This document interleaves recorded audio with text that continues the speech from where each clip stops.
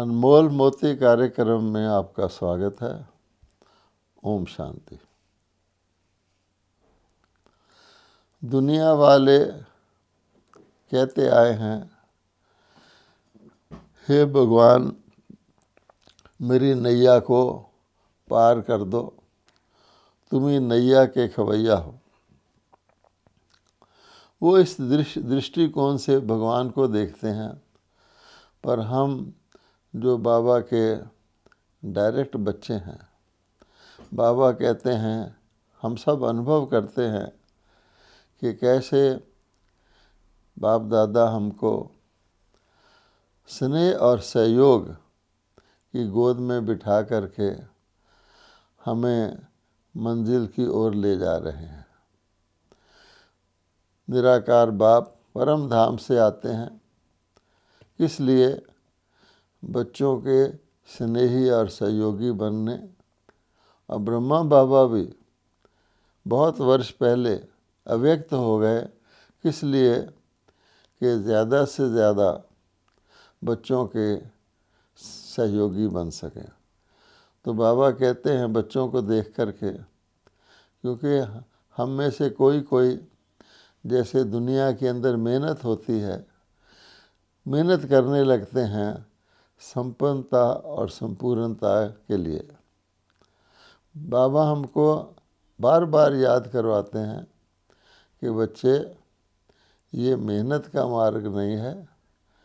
आपने जन्म जन्मांतर भक्ति में बहुत मेहनत की, मुझे खोजने की, मुझे पाने की। अब जब मैं स्वयं आकर के आपको अपना परिचय देता हूँ और बच्चा बनाता हूँ, तो मेहनत स्टॉप, मेहनत ख़त्म हो जानी चाहिए। और उसका बाबा कहते हैं सबसे सहज और स्वाभाविक और असली विधि यही है कि हम केवल और सिर्फ परमात्मा के स्नेही बने। जिसको हम योग कहते हैं, जिसको हम सेवा कहते हैं, जो कुछ भी हम करते हैं वो परमात्म स्नेही बनने से सहज ही हो जाता है। इसलिए बाबा कहते हैं, आप हम सब ने अनुभव किया है कि जब हम बाबा के स्नेही बन के याद करते हैं तो हमारा एक सेकंड में कनेक्शन जुड़ जाता है। बाबा के स्नेही बन के सेवा करते हैं तो हमें पता ही नहीं लगता समय कहाँ गया, दिन हुआ या रात हुई। बाबा के स्नेही बन के हम दिव्य गुणों की धारणा करते हैं तो ऐसे लगता है ये तो हमारे अपने ही गुण थे और खाली हमको स्मृति में लाना था। इसलिए बाबा कहते हैं स्नेह में इतने डूबे रहो कि आपको दुनिया की सुध बुध ही ना रहे, और इसलिए लवलीन हो करके सिर्फ मेरे स्नेही बनो। अब सिर्फ मेरे स्नेही के दो अर्थ हो सकते हैं। एक तो ये खाली तुमको और कुछ नहीं करना, इतना ही करना है सिर्फ कि मेरे स्नेही बनो। लेकिन इसका एक सूक्ष्म अर्थ भी है, सिर्फ मेरे स्नेही बनो। क्योंकि अगर हम सिर्फ और सिर्फ यानी केवल बाप के ही स्नेही बनेंगे तो उसमें हमारी सब प्राप्ति आ जाएगी। हमें बाप की सर्व शक्तियाँ, बाप के द्वारा जो भी हमें प्रारब्ध मिलती है, जिसको हम कह सकते हैं जीवन मुक्त या कर्म बंधन मुक्त, तो वो हमें स्नेह से आसानी से हम और अन्य सभी जकड़ने वाली रस्सियों से, चाहे वो बारीक रस्सियां हैं, सबसे हम आसानी से मुक्त हो सकते हैं। और इसी को जिसको बाबा ने कहा लवलीन रहो, स्नेह में खोए रहो। जैसे मछली का एग्जाम्पल देते हैं कि मछली पानी के अंदर कितनी कंफर्टेबल रहती है, अब पानी से निकाल दो तो तड़प तड़प के मरी जाती है। तो लवलीन बाबा ने कहा, और इसका अर्थ जो हम जानते हैं कि भक्ति मार्ग में लीन होना रख दिया गया कि आत्मा परमात्मा में लीन हो जाती है। तो लीन होने का मतलब ये नहीं होता कि हम आत्मा परमात्मा में जाके मर्ज हो जाती है, लव में लीन हो जाती है। तो बाबा ने हमको ये बताया है कि बच्चे, हमेशा स्नेह ही ऐसा एक जादू है, स्नेह ही ऐसी एक चीज़ है जो हमें हमारी मंजिल की ओर सहज ही ले जाती है, हमारे संस्कार स्वभाव को सहज ही बदल देती है। आप देखेंगे, जो ही हमने हट करने की कोशिश की, जो ही हमने मेहनत करने की कोशिश की, तो हमें सफलता कम मिलती है और मेहनत ज़्यादा फील होती है। जो ही हमने मोहब्बत का रास्ता अख्तियार किया, अर्थात स्नेह से बाबा के साथ संबंध जोड़ा, और बाबा ने कहा जिस समय जिस संबंध की आवश्यकता है, मैं सभी संबंधों से आपका सहयोगी हूँ, सदा सहयोगी हूँ। मैं आया ही बच्चों के सहयोग देने के लिए हूँ, और तुम गाते आए हो, सारे संबंधों के नाम लेकर तुम भक्ति में गाते आए हो। माता पिता बंधु सखा सब कुछ तुम ही तुम हो। तो अब खाली गाते आए हो, अब तो आपको मेरा परिचय है, मेरा आपसे, मैंने आपको अपना बच्चा बनाया है, सदा अपनी गोद में रखा है। इसलिए अब जिस समय जिस संबंध की आवश्यकता हो, उस संबंध से मुझे याद करो, हजूर हाजिर है। इसलिए बाबा कहते हैं कि जो ही आपने स्नेह और संबंध के बिना कुछ पुरुषार्थ करने की कोशिश की, तो आपको बहुत मेहनत महसूस होगी, थकावट महसूस होगी, और ये वास्तव में ईश्वरी प्राप्ति का रास्ता ही नहीं है। अब एक बात और हमारे ध्यान पर आती है, हर व्यक्ति सुंदरता को पसंद करता है। कहा गया है सुंदरता प्रथम जादू है, एक जादू की तरह है, और सबसे सुंदर परमात्मा को कहा गया है सत्यम शिवम सुंदरम। यद्यपि श्री कृष्ण भी आकर्षण करते हैं, श्री कृष्ण लेकिन सतयुग में थे, और शरीर के द्वारा उनकी सर्वश्रेष्ठ 16 कला संपूर्ण आत्मा की सुंदरता प्रकट होती थी। और उसी कारण से आज अंतिम समय तक भी हम देखते हैं कि उस शारीरिक सुंदर के द्वारा जो आत्मा की सुंदरता प्रकट होती है, जिसको कहा जाता है 16 कला संपूर्ण की सुंदरता, तो आज किसी बच्चे को, साधारण बच्चे को भी श्री कृष्ण बना देंगे, तो वो आकर्षण की स्मृति आने से हमें वो बच्चा भी आकर्षित लगेगा। लेकिन वास्तव में हम सब सुंदर बनना चाहते हैं। वास्तविक सुंदरता का आधार क्या है, सुंदरता का मूल क्या है? अगर आप गौर से देखेंगे, आज के बॉडी कॉन्शियस लोग जो देहाभिमानी हैं, वो शरीर की सुंदरता को ही सुंदरता समझते हैं, और हर मुमकिन कोशिश करते हैं कि हम अपने शरीर को किसी न किसी प्रकार से सुंदर बनाएं। कहीं स्वास्थ्य का अच्छा ध्यान रखते हैं, कई अन्य प्रकार की दवाइयाँ यूज़ करते हैं सुंदर बनने के लिए, कई नकली साधन भी अपनाते हैं कि हम सुंदर दिखें।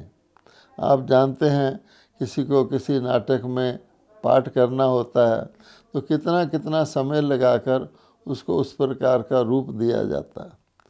लेकिन आज की दुनिया तो बाहर की है, हम जानते हैं, बाहर से अच्छा दिखना चाहिए हर चीज़, तो ये बाहर से की सुंदरता लाने की कोशिश की जाती है। और कई लोग समझते हैं कि गोरे रंग का व्यक्ति सुंदर होता है और श्याम रंग का व्यक्ति या काले रंग का व्यक्ति सुंदर नहीं होता। लेकिन अगर आप प्रैक्टिकल जीवन में देखेंगे, किसी के शरीर का रंग काला भी है, लेकिन वो व्यक्ति जो है बहुत ही खुशनुमा है, उसके अंदर चेहरे पर खुशी चमकती है, वो बहुत अट्रैक्टिव लगता है। और कोई व्यक्ति सफ़ेद रंग की चमड़ी भी है, लेकिन वो मुरझाया हुआ चेहरा है, चिंतित है, उदास है, या उसके अंदर किसी विकार की प्रवेशता है, तो उसकी सुंदरता नहीं लगेगी।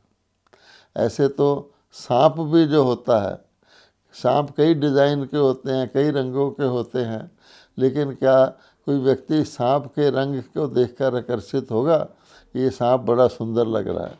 इसलिए भगवान कहते हैं कि वास्तविक सुंदरता जिसमें हमारे शरीर की आयु का, शरीर की किसी भी प्रकार का बात ना हो, वो सुंदरता क्या होती है? हमने अष्टावक्र का एग्जाम्पल भी सुना हुआ है, मुरलियों में भी आता है कि अष्टावक्र के शरीर में 8 प्रकार के मोड थे, जो उसके शारीरिक आकृति कोई अट्रैक्टिव नहीं थी, लेकिन वो बहुत गुणवान व्यक्ति था। तो जब एक राजा के दरबार में गया तो सारे दरबारी हंसने लग गए। तब उसने खड़ा होकर कहा था, हे राजन, क्या आपके दरबारी चमड़ी के व्यापारी हैं? क्या वो चमड़ी को देखते हैं? भाववस्तु तो उसका यही था कि असली सुंदरता जो अट्रैक्ट करती है।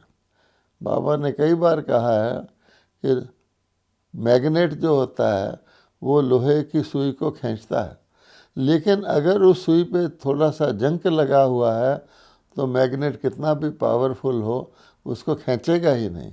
इसी प्रकार से भगवान कहते हैं अपने अंदर सुंदरता लाने के लिए हमें आत्मिक सुंदरता लानी है। एक छोटा बच्चा वो सुंदर क्यों लगता है, आकर्षक क्यों लगता है? तो हम देखेंगे कि वो अबोध होता है, भोला होता है, उसे इस दुनिया के भले बुरे, इस कलयुग के तौर तरीकों का कुछ पता नहीं होता।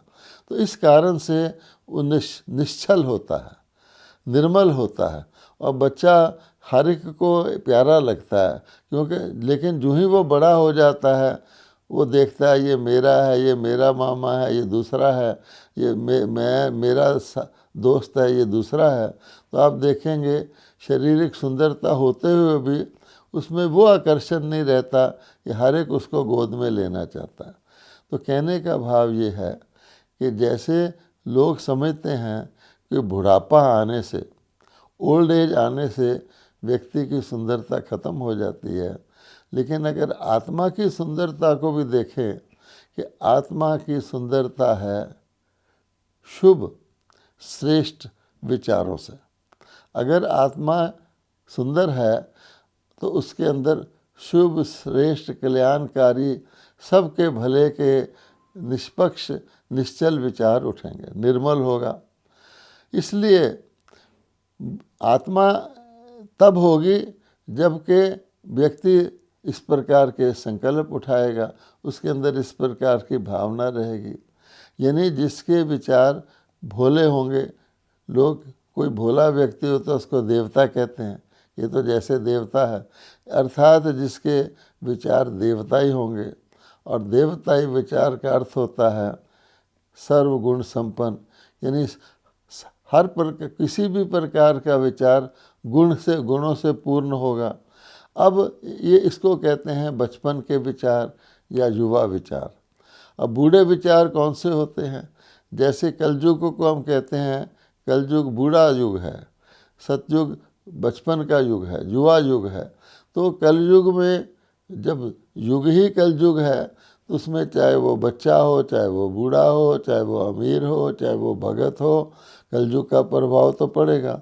तो जैसे बूढ़े व्यक्ति के शरीर की स्किन ओल्ड लगती है, अट्रैक्टिव नहीं लगती है, इसी प्रकार से बूढ़े विचार या जिसको हम कहते हैं कलयुगी विचार अगर आत्मा के अंदर वो हैं तो व्यक्ति के शारीरिक अवस्था कोई भी हो उसके अंदर वो आध्यात्मिक कशिश या वो जो कृष्मा होता है, जो अट्रैक्शन होता है, वो नहीं रहेगा। इसलिए बूढ़े विचार क्या होते हैं, कलयुगी विचार हम सब समझ सकते हैं कि ये बदसूरती की बात नहीं है, बूढ़े शरीर की बात नहीं है, लेकिन अगर हमारे अंदर घृणा के विचार हैं, ईर्ष्या के विचार हैं, द्वेष के विचार हैं, बदले की भावना के विचार हैं, हम चिंता में रहते हैं, मन के अंदर व्यर्थ बहुत आ जाता है, तो इसको कहा जाता है बूढ़े विचार, कलयुगी विचार। तो वो आत्मा को वृद्ध कर देते हैं, अर्थात आत्मा की कशिश को ख़त्म कर देते हैं। जैसे रोशनी और अंधेरा इकट्ठे नहीं रह सकते।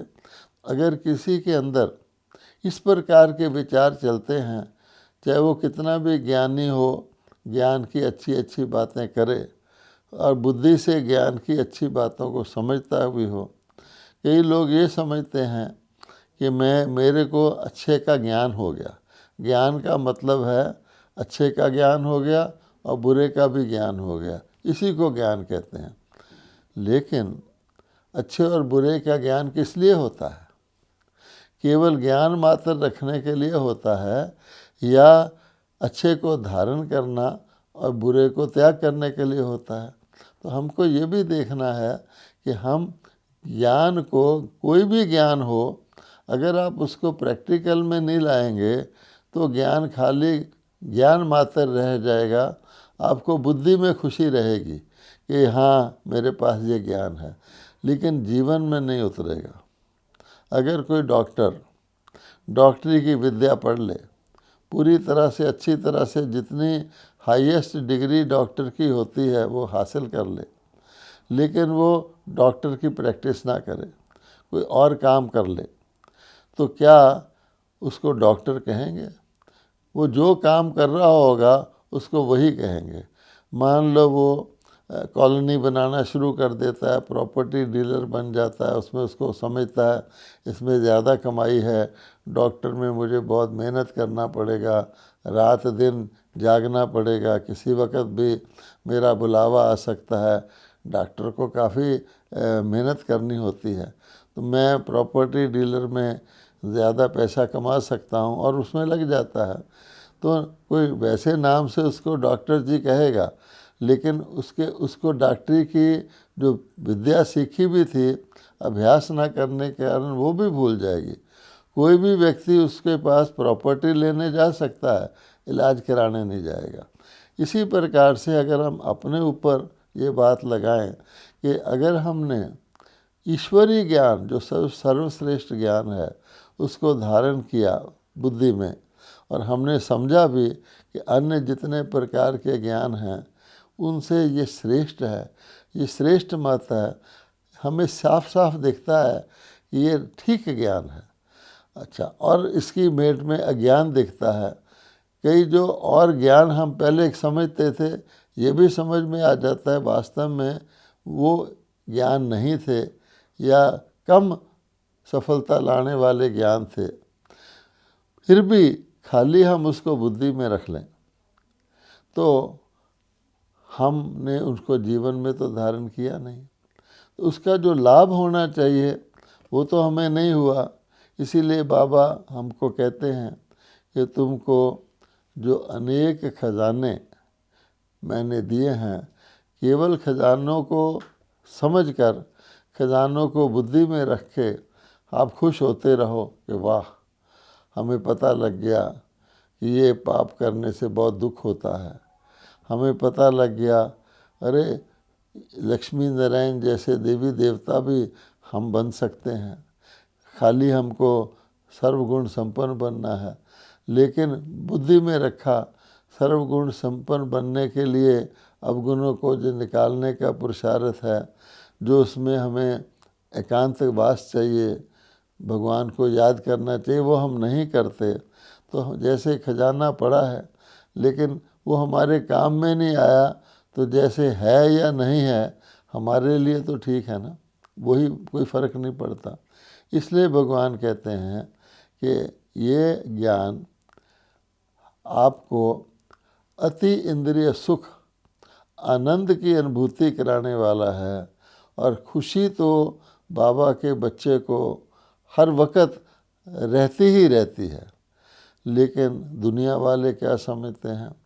वो समझते हैं जीवन में खुशी के लिए हमारी हेल्थ अच्छी होनी चाहिए, हमारा शरीर अच्छा होना चाहिए। तो ब्राह्मण भी जो बाबा के बच्चे बनते हैं, हमारे अंदर हम जानते हैं कि जन्म जन्म के संस्कार हैं, और पहले जन्मों में इस ज्ञान में आने से पहले, क्योंकि बाबा कहते हैं एक तो तुम्हारा हर ब्राह्मण का नया जन्म होता है, आप सब का अलौकिक जन्म हुआ है, उस दिन से ही आप बाबा के बच्चे ब्रह्मा कुमार बने हो। दुनिया में भी ब्राह्मण को कहते हैं द्विज, कि ब्राह्मण का दूसरा जन्म होता है। दुनिया वाले तो कोई कर्म कांड करके जो ब्राह्मण होते हैं उस दिन वो द्विज ब्राह्मण बनते हैं, कोई जनेऊ संस्कार आदि होता है। लेकिन हमें तो पता है कि जब बाबा हमको गोद में लेते हैं, हम बाबा के बच्चे बनते हैं। बाबा, हम कहते हैं मेरा बाबा, प्यारा बाबा, और बाबा कहता है मेरे बच्चे। वो जो जन्म होता है उससे हम लोग ये ज्ञान और ब्राह्मण जीवन की धारणा शुरू करते हैं। उससे पहले और उससे पूर्व जन्मों में हम भी क्या करते थे? हम यही सोचते थे कि स्वास्थ्य के लिए, खुशी के लिए स्वास्थ्य चाहिए, और स्वास्थ्य के लिए अच्छा भोजन चाहिए। और अच्छा भोजन भी हम को पूरा पता नहीं होता था। हम समझते थे जो स्वादिष्ट भोजन है, जिसमें घी इत्यादि बहुत पड़ा हुआ है, जिसको हम माल ठाल कहते हैं, वो अच्छा भोजन है। और जो शुष्क भोजन है, खिचड़ी है, दलिया है, बॉइल्ड, वो तो बीमार लोग खाते हैं। तो हम समझते थे जितना ये अच्छा भोजन खाएंगे उतना हमारा स्वास्थ्य अच्छा रहेगा। और उस भोजन को और ज़्यादा खाने की भूख पैदा करने के लिए, उसको डाइजेस्ट करने के लिए, अर्थात अपनी हेल्थ को ठीक रखने के लिए हम सब जो हैं कुछ ना कुछ, कोई सैर करते हैं, कोई एक्सरसाइज करते हैं, कुछ ना कुछ शारीरिक क्रिया करते रहे, लेकिन ताकि हमारी हेल्थ ठीक रहे और हेल्थ से हम खुश रहें। यहाँ आके बाबा ने हमें सिखाया कि नहीं, खुशी से ही हमें हेल्थ मिलती है, खुशी ही हमारे स्वास्थ्य को ठीक रखती है। ऐसे नहीं कि स्वास्थ्य खुशी देता है, बल्कि खुशी जैसी खुराक नहीं, ऐसे कहा गया है कि खुशी जैसी खुराक नहीं। इसका मतलब आप देखेंगे वैसे भी जीवन में आपको खुशी हो जाए तो आप कितना हेल्दी महसूस करते हैं। एक हॉस्पिटल में किसी बीमारी से लेटा हुआ मरीज़ है, वो लेटा हुआ है, अपनी बीमारी के बारे में सोचता रहता है। अचानक कोई आके उसको बहुत ही बड़ी खुशी की खबर सुनाता है, तो आप देखेंगे वो लेटा हुआ उठकर बैठ जाएगा, और फिर खुशी से इतना फूला नहीं समाएगा कि वो लेटना ही नहीं चाहेगा। वो कोई कहेगा आप तो मरीज़ है, नहीं नहीं, उसको नींद नहीं आएगी। खुशी ऐसी चीज़ है। इसलिए भगवान कहते हैं कि खुशी जैसी खुराक नहीं है, खुशी जैसा खजाना नहीं है, ऐसा भी कहा जाता है। जिसके पास खुशी है उसके पास सब कुछ है। इसलिए खुशी ही स्वास्थ्य देती है, ना कि ज़्यादा खाना। कोई समझे मैं ज़्यादा भोजन कर रहा हूँ तो फिर उसका तो हम जानते हैं, उसको फिर हजम करने के लिए और टाइम लगाना पड़ता है। तो ये शारीरिक विधियाँ बाबा हमारी ख़त्म कर देता है। इसलिए बाबा ने हमें बताया है कि बच्चे, खुशी आत्मा में होती है। मोटी बात यह है कि जिस दिन से बाबा ने हमें आत्मा का ज्ञान दिया है, उसी दिन से हमारा जीवन बदला है, हमारी विचारधारा बदली है, हमें दूरदर्शिता मिली है। क्योंकि बाबा ने कहा पहले तो तुम आत्मा हो, और आत्मा अविनाशी है, तुम अविनाशी हो। जो कुछ आत्मा में डालोगे वो तुम्हारा अब भी है, आगे भी जाएगा, शरीर छूटने के बाद भी आपका रहेगा। इसलिए फिर बाबा ने ये भी बताया कि खुशी रहती ही आत्मा में है। जितनी भी चीज़ें हम दुनिया में चाहते हैं, अब व्यक्ति लिस्ट बना ले अपने सामने कि मैं दुनिया में ये चाहता हूँ। पहली तो चीज़ व्यक्ति खुशी चाहता है, फिर व्यक्ति जीवन में प्रेम चाहता है। आजकल ये नहीं है तो कम से कम ज़्यादा से ज़्यादा लोग शांति चाहते हैं, सुख चाहता है, आनंद चाहता है। ये सारी चीज़ें आत्मा में रहती हैं। खुशी भी आत्मा को महसूस होती है, आनंद, प्रेम, शांति, जो भी चीज़ हम चाहते हैं वो आत्मा को होती है। आप बताइए कि सिवाय हम ब्राह्मणों के आत्मा का ज्ञान और ये सारी बातें दुनिया में किसी को है ही नहीं। तो वो बेचारे सारा जीवन लगा देते हैं, वो शरीर के द्वारा ही खुशी ढूंढने की कोशिश करते हैं। शरीर को सुख देने के साधन बनाते हैं। आज विज्ञान ने शरीर को सुख देने के लिए क्या नहीं किया। फिर मन को प्रसन्न करने के लिए भी आत्मविज्ञान ने आपको इंटरनेट बना दिया, मोबाइल फ़ोन बना दिया। आज अपने हाथ में लेकर आप दुनिया भर की चीज़ें देख सकते हैं। आप समझते हैं बहुत बड़ी तरक्की की बात है। हमारे पूर्वजों को तो अगर दरिया देखना था तो दरिया पर जाना पड़ता है, अगर बाग देखना तो बाग पर जाना पड़ता है। हम तो अपने हाथ में दरिया भी, बाग भी, पहाड़ भी, समुंदर भी सब देख लेते हैं। अच्छे अच्छे भोजन के फ़ोटो देख लेते हैं। आज हम इस छलावे में हैं। हम परछाई को देख कर के जी रहे हैं, उसी में खुशी महसूस करते हैं। आप देखेंगे अब कोई व्यक्ति मोबाइल देख रहा है और मुस्कुरा रहा है, लेकिन हम ये भूल गए हैं कि हम वास्तविकता और सत्यता से दूर होते जा रहे हैं। किसी चित्र में दरिया देखना और दरिया के पास जाके सचमुच दरिया की अनुभूति करना, इसमें ज़मीन आसमान का, रात दिन का फ़र्क है। इसलिए भगवान कहते हैं मैं तुमको वास्तविकता की ओर ले जाता हूँ, परछाइयाँ नहीं दिखाता हूँ। आत्मा के अंदर जो कुछ तुम धारण करोगे उसकी तुम्हें जीवन में वास्तविक अनुभूति होगी। इस बात पर हम विचार करें कि हम रियल को देखें, रियल गोल्डन एज में जाएं, आत्मा को रियल गोल्ड बनाएं। चमक धमक कोई वास्तव में रियल नहीं होता। कहा जाता है all that glitters is not gold. ओम शांति।